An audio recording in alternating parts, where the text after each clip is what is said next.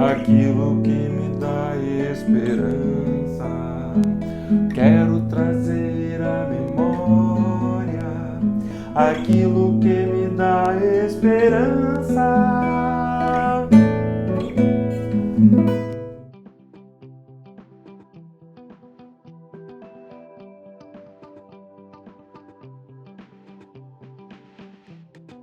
Irmãos, muito bom estar com vocês para mais essa dose de esperança.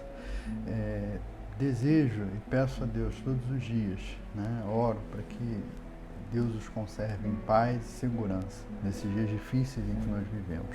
O texto que nós gostaríamos de trazer hoje continua sobre as cartas em Apocalipse, as 7 igrejas no livro de Apocalipse, e se encontra no livro de Apocalipse, capítulo 2, a partir do verso 12, que diz o seguinte: Ao anjo da igreja em Pérgamo, escreva: Estas são as palavras daquele que tem a espada afiada de 2 gumes. Sei onde você vive, onde está o trono de Satanás. Contudo, você permanece fiel ao meu nome e não renunciou à sua fé em mim, nem mesmo quando Antifas, minha fiel testemunha, foi morto nessa cidade onde Satanás habita. No entanto, tenha contra você algumas coisas. Você tem aí pessoas que se apegam aos ensinos de Balaão, que ensinou Balaque a armar ciladas contra os israelitas. Bom, isso é um texto muito interessante, porque nessa carta, quando João se refere à igreja de Pérgamo, Pérgamo era uma cidade que ficava ali na Ásia Menor, onde hoje é a Turquia, e era o centro do que se chamava o culto imperial, ou culto ao imperador. Esse culto não era dirigido à pessoa do imperador, a Tibério, ou Augusto, ou Nero, ou seja, os imperadores de Roma, mas era prestado a Roma, ao Império Romano. É importante destacar isso, porque Roma não tinha hino nacional, Roma não tinha uma bandeira, não tinha esses símbolos cívicos. Então, o Império tinha o interesse de garantir que todas as pessoas fossem leais a ele, e a demonstração de lealdade era de tempos em tempos, quando o Império requisitasse, geralmente em situações difíceis, pedir que as pessoas fossem prestar sacrifícios ao imperador. E os cristãos não faziam isso. Então, eles já eram mal vistos por conta disso. Eram mais mal vistos ainda porque se esperava que as pessoas ficassem fiéis aos deuses das suas nacionalidades. Quer dizer, se esperava que as pessoas servissem, se você fosse egípcio, você servia aos deuses do Egito. Se você fosse grego, aos deuses da Grécia. Se você fosse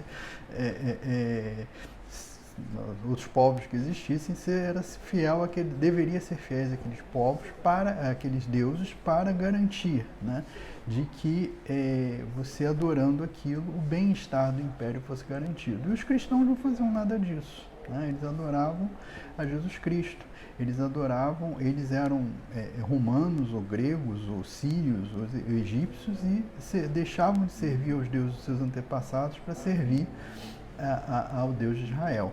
E isso criava um problema muito sério. Então, eles foram perseguidos também, várias vezes por conta disso. Mas o mais interessante aqui é que nós vemos uma igreja que estava sofrendo por ser fiel diante dessa diversidade, que estava sofrendo uma pressão imensa.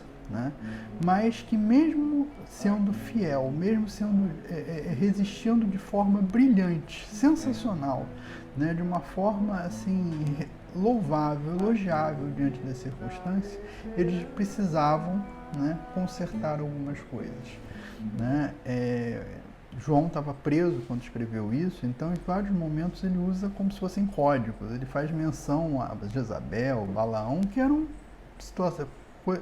casos que existiam no Antigo Testamento. Mas ele fala de pessoas que não eram fiéis a Deus e que estavam ensinando coisas erradas nessas igrejas. Mas de qualquer forma, o que essa palavra nos traz aqui hoje é que muitos de nós, né, seremos provados por causa de Deus. Muitos de nós passaremos dificuldades, né, enfrentaremos tribulações por causa do Evangelho. Né?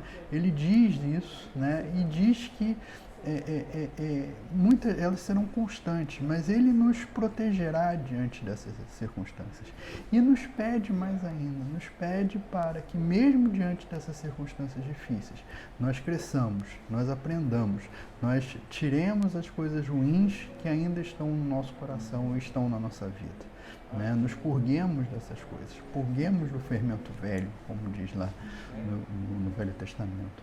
Ele nos diz isso, né? E nos diz que nos conservará diante das adversidades e pede a cada momento que nós mudemos o nosso coração e transformemos o nosso coração, colocando e nos renovando em Cristo. Amém.